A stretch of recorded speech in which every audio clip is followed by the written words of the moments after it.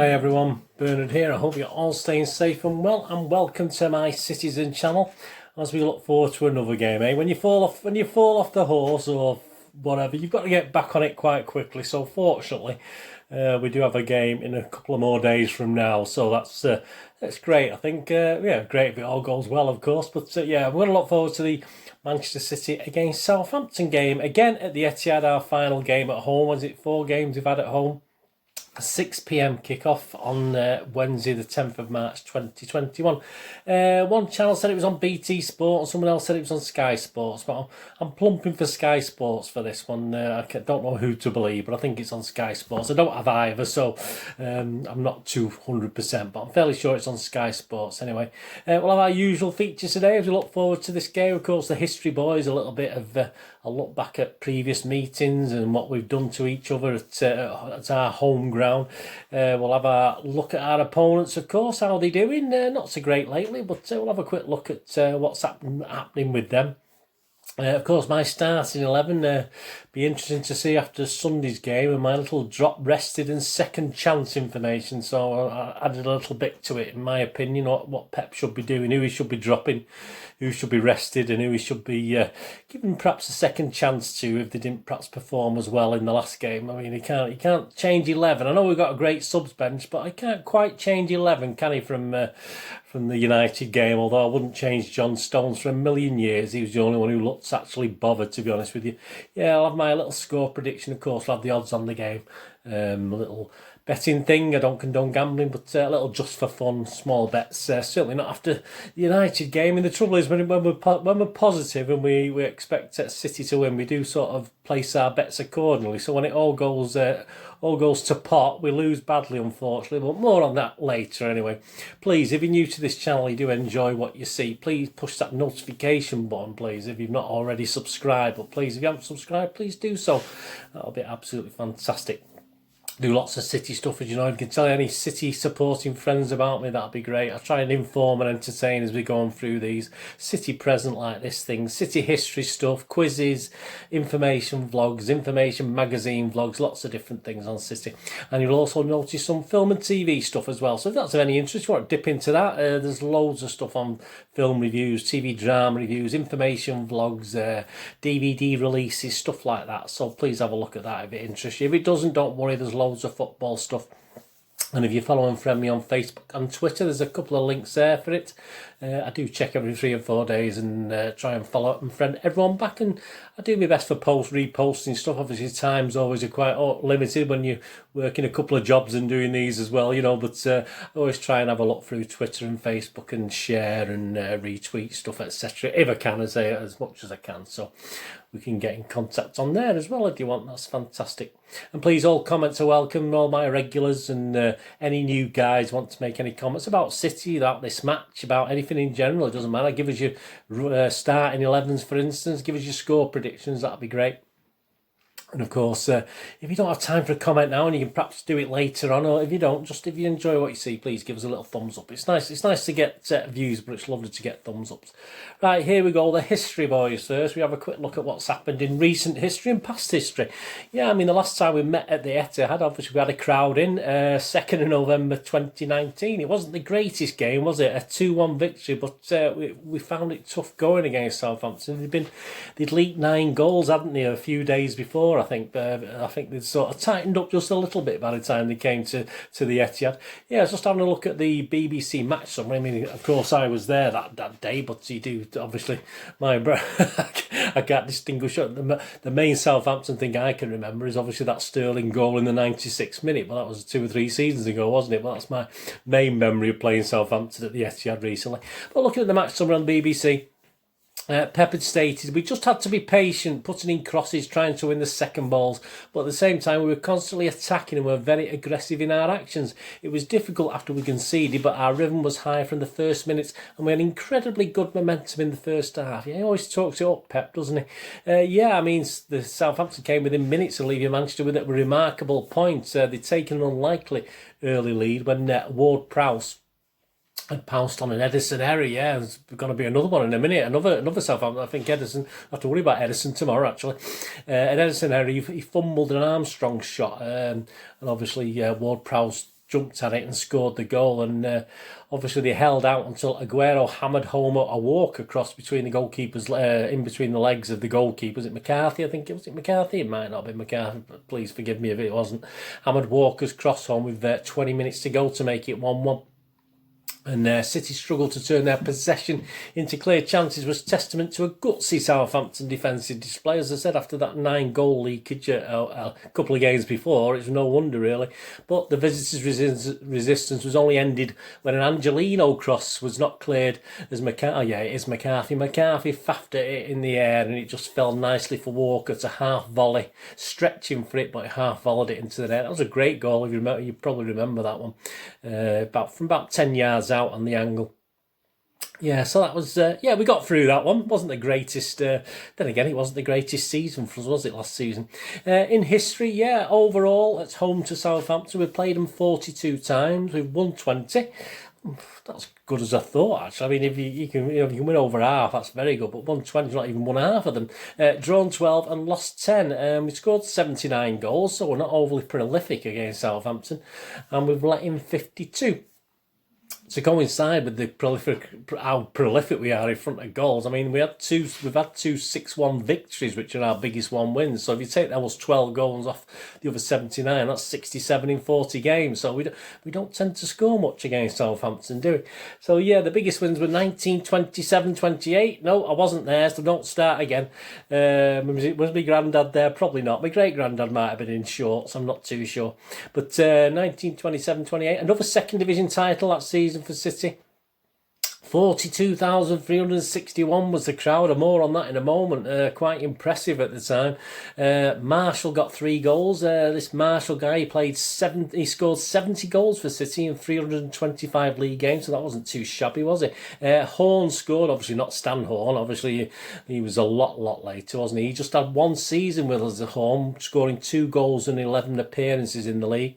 Johnson added another. We've featured Johnson before, haven't we? Tom Johnson, 158 goals in 358 league appearances, quite phenomenal that.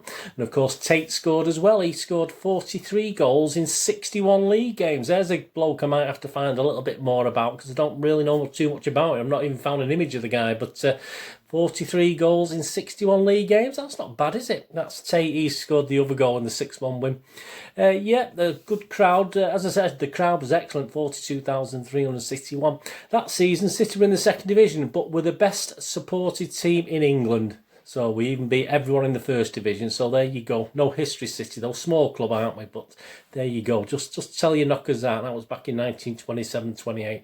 Of course, the other 6-1 was a lot more recently. It was 2018-19, a 6-1 game. I remember enjoying that one.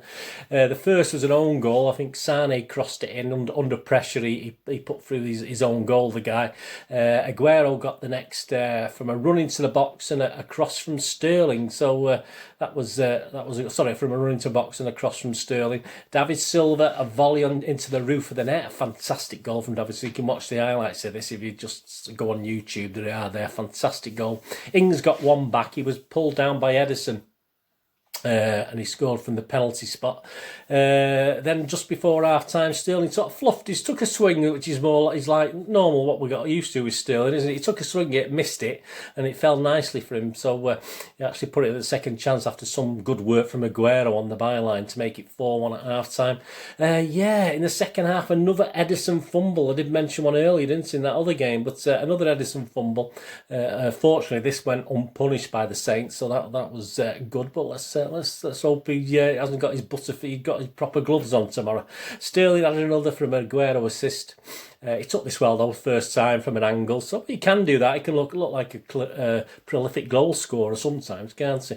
And Sane got the final goal in this 6-1 rout with just inside the post. I think the keeper got an hand to it, but it was too powerful for him to keep out and just went inside the post to finish off. Another 6-1 win. So we've had 2 6-1 wins in history. We'll get another one tomorrow? Probably not. Biggest defeats, 4-2. That's not too bad, is it? 1986-87. I was there at that. April 11th, 1987. Yeah, our goals coming from Paul Mould and Paul Stewart. There you go. And the crowd, only 18,193. Where were you when you were Yeah, we were sort of there, but 18,193. It was a relegation season, unfortunately. The fans have started to desert us, haven't we? I say that was towards the end of the season. Obviously, Jimmy Frizzell was in charge after McNeil had left early in the season, of course. Not great times, was it? But the City side that day: Suckling, Gidman, Wilson, Clements, McCarthy, Langley, White, McNabb, Varady, Stewart and Malden used, and Simpson was a substitute and he came on. But to be honest with you, didn't sound not a bad team actually, but obviously not good enough to stay up that season. My earliest memory and my oldest programme and earliest memory is 17 December 1966, which was the first season after promotion, the season before we went on to win the league, of course. Not a massive crowd there that day. We were struggling a bit in the first division, coming back, which was probably par for the course. 20,104.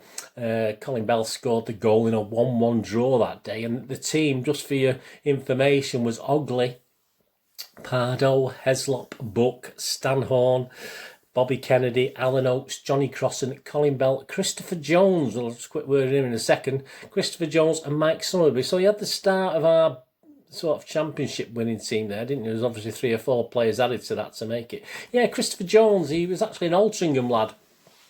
And the 66-67 season, he made 6 appearances, 1 as a sub, and scored 2 goals. West Brom at home in a 3-0 win, and Leicester away in a 2-1 loss. And he played a further 2 games of following title-winning season. Obviously, he wouldn't get a medal because he had to play a minimum of 5 games, but he did actually play twice in the 67-68 season as well. And he actually brought out an autobiography. I'm not sure when that was brought out, but it's called The Tale of Two Great Cities. He has a lot of good memories about, obviously, various players at the time. Obviously, even Troutman, if you like, was finishing his time there. He's got memories of that, etc. And obviously, he's talking about his time at City. He was there a couple of seasons. Plenty of tales about Malcolm Allison and Joe Mercer, etc. in that autobiography, the Tale of Two Great Cities. And the other great city was York, of course. York City. Yeah, we do like York, don't we? He played for a few teams, but York City was where I think he helped in promotion and stuff like that. So he hasn't got an autobiography out. But I say Christopher Jones. There's a name that doesn't sort of resonate, does it? Really, with City. What I said, he came through the younger ranks, and obviously was there for a couple of seasons and went on to various platforms. He played for Rochdale as well. Yeah. Anyway, Christopher Jones. Yeah. Who knows? Now, is it worth doing one? Well, I might do something in the book club. I'll keep your eye out for that if you're interested. Yeah, Southampton, of course, at the moment, we're 19th that season, 66-67. We actually finished 15th, so that wasn't too bad, was it? And then obviously the season after, well, we know what happened the season after, don't we? I don't need me to tell you that. Whether Southampton survived, you have a look yourself. Have a look, 67-68. I say they just about survived 66-67. You have a look. It's give you some work to do as well. So how are they doing this year? Well, yeah, very odd, isn't it? I mean, polar opposite this season, this year, as opposed to the end of last year. Ralph Hasenhüttl, is it? They just had 1 win in the last 10 Premier League games, and that was since the victory over Liverpool on the 4th of January. So just 1 win. And it was against bottom side Sheffield United as recent as this weekend. So perhaps they'll be on a high, and they did play at Bramall Lane, so it was an away win. So that's pretty good for him. Shea Adams and James Ward-Prowse, again, Ward-Prowse, he could be a bit of a pain for us, that guy. We're both on target at Bramall Lane. Of course, ahead of City's visit, when we visited St Mary's back on the 19th of December, they actually sat 4th in the table. They were doing really, really well, but they've slowly dropped down the table since then, and they've amassed just a grand total of 10 more points from 15 games. So it was 7 from 14 before the Sheffield United game, obviously, so they are struggling a bit. Ings is out by the looks of it. Yeah, he was forced off with a suspected muscle injury. Also, Walcott's got a hamstring, no surprise there. Oriol Romeu is a long-term injury, as is Michael Obafemi and Will Smallbone as well. Are all long-term injuries, so they'll all be missing. They sit 14th. Another 10 points to 12 points will probably guarantee survival. But hey, it's took them literally 15 games to amass the last 10 points. So it's not the greatest time to sort of run out of form, is it? So So obviously, let's hope they don't start getting with a point or 3 points from us. So, but I think 10 to 12 points, it's doable. But obviously, sometimes a team always gets dragged into it, don't they? And Southampton will be looking for 2 or 3 wins now over the next 3, 4, 5 games to sort of move themselves nearer safety. Yeah, I think their away form is slightly worse than the home form. I think they lie 16th.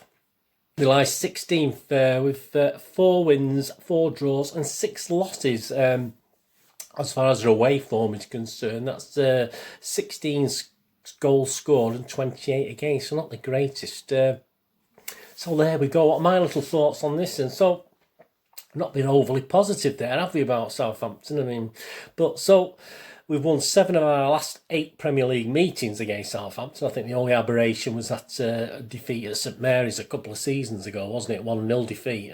How we lost that, I have no idea. But let's face it, if City need a pick-me-up after that Derby defeat, then Southampton probably, for a mid-table team, if you like, or 14th, you're getting towards relegation, aren't you? Is probably the ideal team to play at the moment with that current run of form. Okay, a win against Sheffield United isn't anything to shout home about, is it? Let's be honest about it. And Pep's got to go strong now, hasn't he? He's got to play at least 4 or 5. I expect 5, 6, 7 changes for this game from the one against United. And we need to quickly get back to winning ways. And don't give that rabble below us a sort of sniff at this. So we have to make sure we win this one, I think. I think typical City still exists. I think it's just metamorphosised into a newer version. And that defeat on Sunday against that lot was sort of evidence of that. But I do expect us fully to get back on track with this Southampton game. But I do want to see a little bit more passion, certainly from the players who played most of the game on Sunday, who might actually be playing in this game. I mean, when things are going well, it comes with the territories, doesn't it? Confidence, enjoying yourself. But they did border. I mean, I woke up this morning a little bit more disgruntled than I went to bed last evening. It did border on a little bit embarrassing against United for all of these 21 wins. We let's face it, we were actually looked sort of mid-table against United. We didn't really have much, did we? And if United didn't do it by the scoreline, they just by beating us actually took the mickey a little bit, didn't they? Let's be honest about it. Apparently Pep is going to remind all the players how incredible they are. Yeah, well, they are incredible. They've just been on a 21-game win run. Of course they're incredible. But I hope he gave them a bloody good bollocking as well after the game on Sunday night in the changing rooms. I hope he kept them in there. I know that is his way. We've seen it on the documentaries. He doesn't mind mincing his words. And yeah, mince his words. He's not going to speak to them for a couple of days, and then he'll tell them how wonderful they are before the game against Southampton. Fair enough. Nothing wrong with that man management in my opinion. But I do expect, I did expect, hopefully they did get a bit of a rollicking on Sunday night, and I do expect functional, no messing about 3 points against Southampton. Anything less is going to be pretty unacceptable, isn't it? I think, given the fact we won 21 games on the trot, you don't undo all that. You don't start to undo all that, do you? I mean, it gives us that little bit of leeway to lose these games like United. But let's get back to a functional, no messing about victory with this one. So on that basis, my 11 against Southampton, I'm going to go for this. Here we go. I'm going to go for this. Ederson, Walker, Stones, Laporte and Cancelo. Fernandinho, Gundogan and Bernardo. Foden, Aguero and Torres, on the basis that some of those guys are on the bench and deserve a crack at it. So I'm giving a second chance, if you like, to Cancelo and Gundogan. I think they deserve a second chance. I've dropped KDB, I've dropped Sterling, I've dropped Jesus, and I've dropped Mahrez. And I've rested Zinchenko, Rodri and Diaz. So there you go. There's my Pep manager head on. We want to know who's being dropped, who's being rested, who's etc. etc. There you go. So I say second chance saloon for Cancelo and Gundogan. But in my opinion, they should be dropped. So KDB. I don't buy this needing to get back up to speed. I mean, KDB's at his prime. He shouldn't, at the end of the day, if you can't find a pass, KDB, pass simple, do a simple pass. It was just just not good enough against United. I'm sorry, a guy of his quality just wasn't good enough. So I'm dropping KDB. I'm dropping Sterling, Jesus and Mahrez because I thought they were all... Mahrez was borderline, but I did drop him in the end. I was gonna perhaps give him a second chance or rest him, but I will actually class it as a dropping. And I said I've rested Zinchenko, who was okay. Rodri was okay, but could have been better. Diaz was fine. Again, could have been better. So anyway, let me know what you think about that. Do you think that I'm being a bit harsh there, or do you think I'm being a little bit fair? Let me know on that. Of course, the match officials. Yeah, we've got the big fat lump sat in the middle of the pitch all the game on Wednesday night. We've got Jonathan Boss as a referee. Linos and Mark Perry. We've got Dan Robothan. Fourth official Martin Atkinson. VAR Andy Madley. And assistant VAR Stephen Child. And my little score prediction, of course, we'll go into the odds in a minute. I'm going to go 3-0. I'm hoping we'll keep a clean sheet again. We've let 1 or 2 goals in, haven't we? It is literally 1 or 2 goals in recently, but yeah, we tend to lose, letting that one in at the moment. So I'll go with 3-0 for this one. But yeah, let me know what you think anyway, your score prediction. Right, the odds on the game and the odds generally. Yeah, the last time, as I said, a total 5-point wipeout. If I'm going to expect City to win games, obviously you're going to lose bets if if you're betting with your heart and having a bit of fun. Of course you are. So I don't mind. I'd say I'm still, I think, just about up for the season, so that's not too bad. As far as the title's concerned, City's still 1 to 200 best price on to win. United are now 80 to 1, which is about the same as they were before they beat us, so no big difference. The Saints are 66 to 1 to be relegated. That's an interesting price for Southampton, and the 12 to 1 to make the top 10. I mean, based on what I've seen, they're going to struggle to make the top 10, but that's not a bad price if you think they'll have another good run. Managers to go, of course, Hasan Huttel. He's the 7th likely, obviously the next manager to go, so he's a comfortable, really, 14 to 1 despite that poor run of form. Klopp is actually second favourite to be kicked out now, or leave, or resign, or whatever. Doesn't matter how they go, it's if they go, and he's 9 to 2 second favourite after Steve Bruce. The match odds, City and Southampton. City are 2 to 11 on, and 6 to 1 the draw, and it's 16 to 1 for a Southampton win. Their best price. These are all the best prices. You have to shop around a little bit. Both teams to score. No is 7 to 10. So. Yeah, but yes is 11 to 10. So even though I've gone 3-0, you'll see in a minute. I'm going to go for that. I'm going to go for yes, both teams to score. I'm going to base it on the fact we'll probably leak a goal again, which just one, and we'll score a few more. But there you go. So I'm going to go 11 to 10. I'm just going to have 1 point on that. So despite the 3-0 prediction, and that brings us on to the correct score. Of course, I'm going to go 3-0, which is 7 to 1, so I'll have a point on that. But I'll go 4-1 as well. I'll go for a 4-1, which gives us that goal, doesn't it, for Southampton? That's 16 to 1. So I'll have a point on that as well. If you fancy the 2-1 for City like it was last season, that's 9 to 1 if you fancied that. Half-time, full-time was tempting. City was 4 to 6. Yeah, you could have had a couple of points on that, but I've left it a draw, and City's 3 to 1. Anytime goal scorer, again, all the likely subjects, Sergio and Sterling, etc., all sort of close to even. So, but Bernardo's 7 to 2 with I think it's Paddy Power. I think so. I thought that was a good price. So I've gone with that. I've gone. I would have gone with that, but I decided not to because I had a look at a couple of other markets. So Bernardo's 7 to 2. That's a good price. I won't put you off that. John Stones is 11 to 1. That's not a bad price. I won't put you off that. Yeah, it was the actual total cards and corner markets interest me, but I've actually gone for the cards market. But the corners, if you're over 11.5, was 7 to 4, and the last 2 games against Southampton have been 12 corners and 16 corners. So that interested me. I nearly went for that one, but the last bet I'm going to have on was for total cards, because again, the last couple of games there's been at least 4 cards shown, so over 2.5 is 11 to 10. So if you get 3, I say I missed out because obviously no City players against United actually showed that much ambition to get booked, did they, on Sunday? So only 3 United players did, so I lost out on that because I had 4 down. But there you go. Hopefully we'll a bit more fight tomorrow. Obviously a bit of fight in Southampton as well. They're not averse to a little bit of fight, Southampton, to be honest with you. So over 2.5 for cards, so 3 or more tomorrow. 11 to 10, I thought that was worth a little punt, a little 1 point bet on that. So there you go, that's my little odds there. I'm doing this fairly early, so I'm not too sure who they've got on the We're Not Really Here show tomorrow on the City channel, but check that out. It's usually about sometime within 24 hours, like the match programme is usually about 24 hours before. So if you want to have a look at the match programme and find out who's on We're Not Really Here, probably check 36, 48 hours before they were not really here, and for the match programme up to about 24 hours before, so do that. Anyway, hope you enjoyed that. Let me know what you think anyway, what I've said. I said my team selection, who I've dropped and who I am. I thought I'd just add that, just put me neck on the line and be honest about what I'm thinking about the players, because as I said, I woke up this morning a little bit dischuffed, to be honest with you. I was a bit more philosophical last night, but having slept on it, it's usually the other way around. usually I'm a bit angry straight after, but yeah, I was quite cool and calm last night, but obviously this morning when I woke up for the United game, I was a little bit despondent. I woke up early. I wasn't in work, but I still woke up early.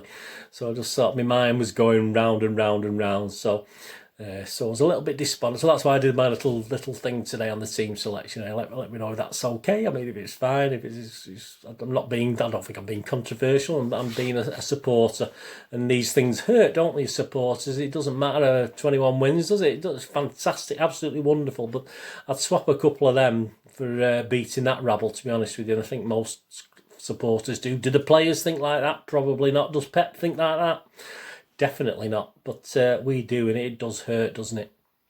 Anyway, let's get on and beat Southampton today. That'll do. Let's get back on track. Yep, I'll be back with a review, of course, of the Southampton game. That will be Thursday afternoon. It will be, obviously. I'm back in to face the wrath of the United fans on Thursday morning, so no doubt I won't get away with it even 4 days later. So hopefully we'll have a good win against Southampton. At least I'll have that to look at. If we don't, then it will be a bloody nightmare on Thursday when I go and work. But there you go.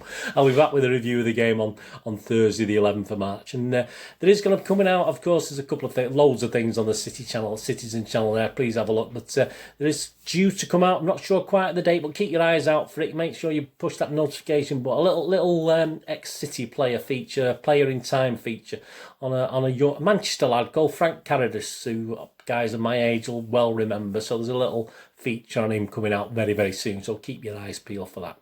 Anyway, thanks for joining for this big match preview. Manchester City versus Southampton. What are we going to do with you rest of the day? Have a great one. Look after yourselves, look after your friends, look after your families. More importantly, let's all look after each other till we meet here again on the Citizen channel. Or perhaps you have a flick across, have a look at my film and TV channel, have a look at what's on there. Wherever it is, all I ever ask is please stay safe, Blues. Thanks for watching. Come on, City. Bye for now.